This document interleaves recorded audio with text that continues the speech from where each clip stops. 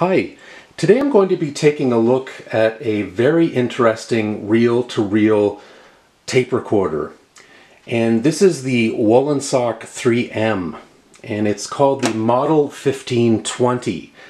Now, I believe this was a very popular model.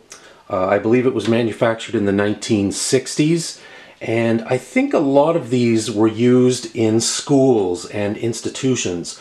You can see it says AV, so I think it was intended for a lot of audiovisual work in schools and places like that. And it even says so up here on the top. It says Audiovisual Model 1520. Now, to give you a little background about this machine and how I got my hands on it, I bought this back in the 90s, back in the early 90s, and I found it at a flea market. And I bought it off of a guy, and I think I paid $5 for it. And it may be, I think it's mostly faded, but if you look very carefully, you can still see where the guy, he took a marker and he wrote on here $5. So he put $5.00. And that's basically what I paid for it. Now, this thing worked very well for a number of years. I've noticed in the last little while it's not working as well. I think a lot of the internal parts are starting to go on it. So I'm just going to give you a brief overview of this machine and what it can do. So first of all, off to the right we have the power cord.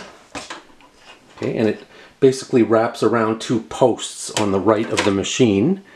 Big old hefty power cord. So I'm going to unravel that and plug it in and fire this up for you.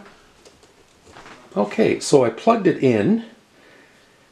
Now, over here, of course, we have this handle, this very handy handle that pops out, and you can very easily grab it and transport the tape machine.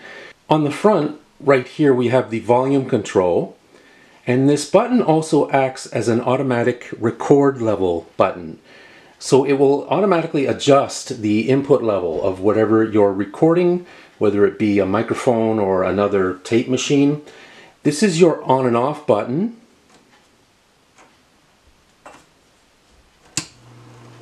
Okay, so I just turned it on. You can probably hear the motor hum.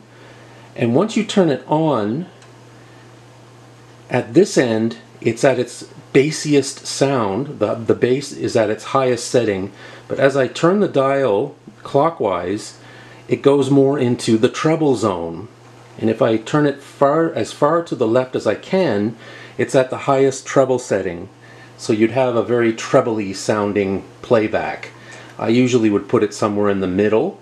We have a record level meter over here on the right, and we have these huge play and record buttons. So we have play, record, stop.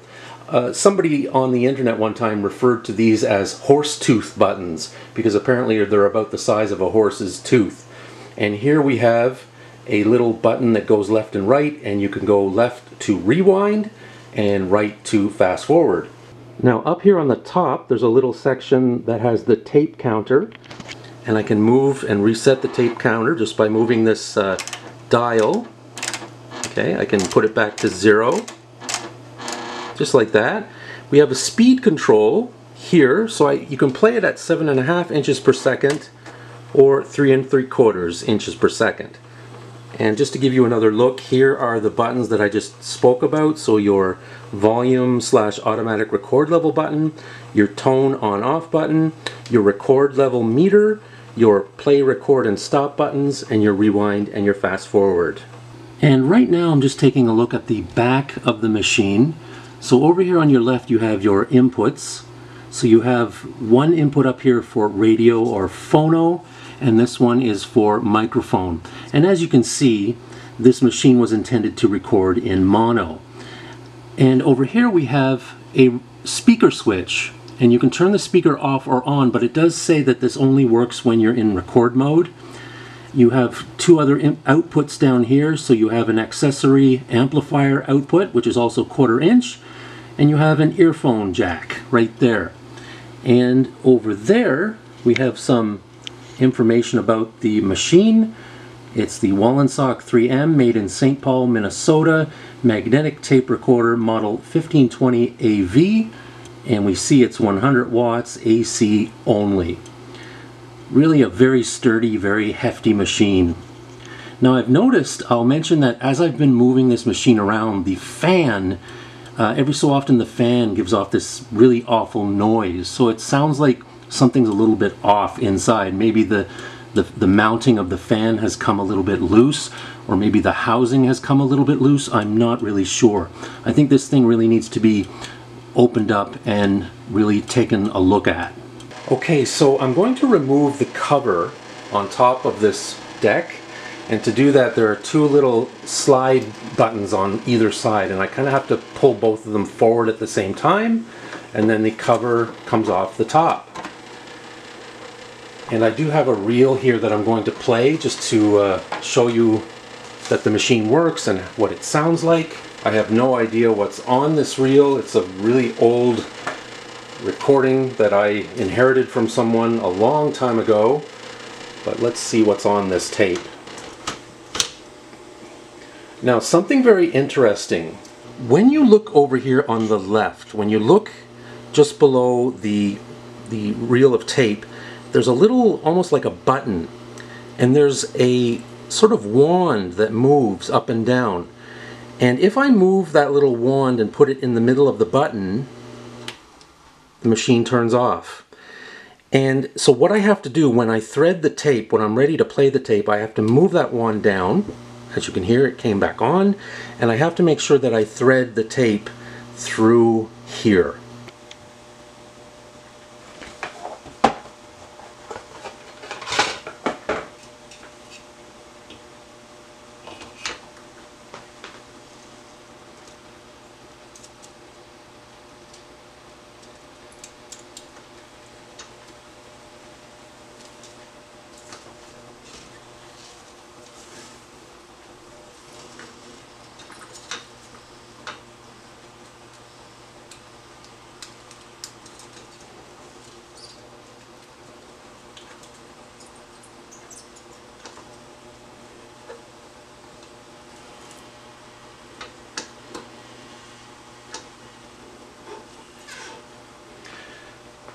Okay, so it looks like we are ready to try playing this reel. And I'm going to turn the volume. I don't want it up too loud. Again, I'm not sure what's on this reel or what we're going to hear in a few seconds. I'll put the volume on, let's say around 4 or 5. Okay, so let's have a listen. And I'm not sure what the speed is. I don't know if it's 3 3/4 or 7.5. So let's go with 7.5 and see what we can hear.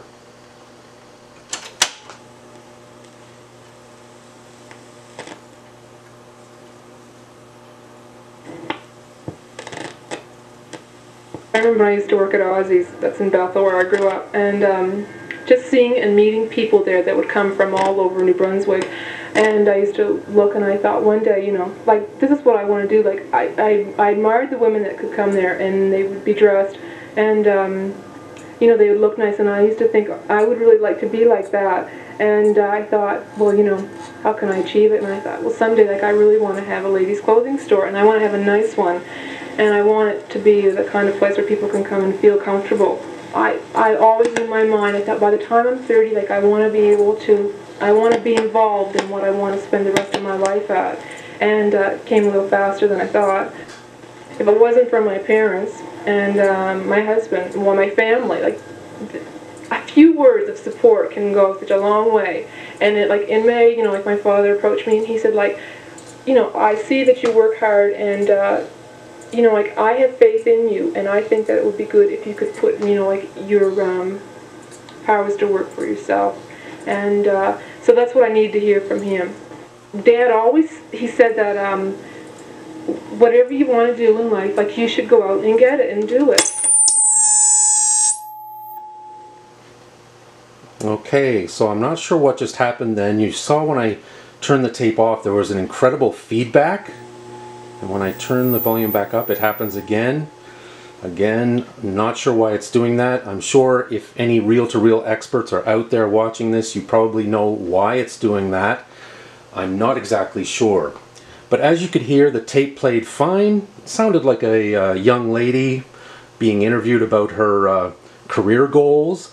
I do think this reel came from the campus radio station of a local university, so I'm thinking that might have been an interview that was done for this local campus radio show. There's no date written on the box, but I'm estimating it was probably late 80s, early 90s, but I could be way off on that. Okay, so let's try fast forward and see if that works. Yep, that seems to work fine. And how about rewind? Ah.